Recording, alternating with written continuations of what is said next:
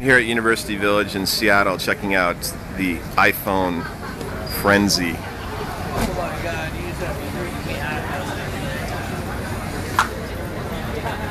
There are a lot of people in line. And there's lots of people with video cameras.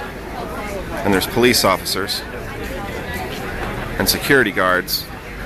And a lot of people in line. Double dip.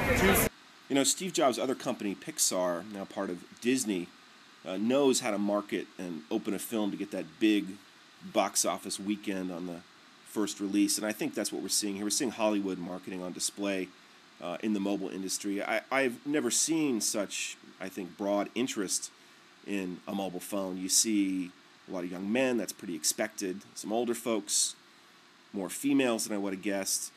And, you know, there are phones on the market today in the U.S. that can do things you can't do with an iPhone. I'm taking this video with my Nokia N95. You can't do that with the iPhone that's going to go on sale here in a few minutes.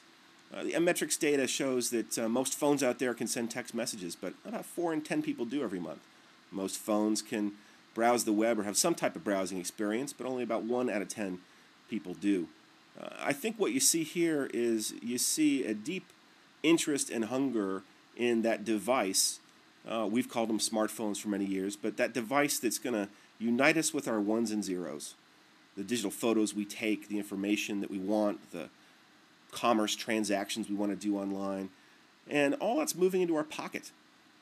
Certainly we've seen that happen with digital music. We've seen that happen with text-based communication. In Europe, you know, 8 to 9 people out of 10 send text messages.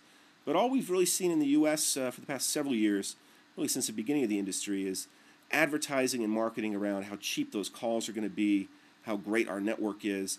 And we haven't seen the sort of awareness that I think we're seeing brought to people today with this iPhone launch. And I'm hopeful that this is not just going to be about selling a lot of iPhones for Apple. It's going to be about changing the way that people, not just geeks, but people generally, think about what you can do with this converged technology.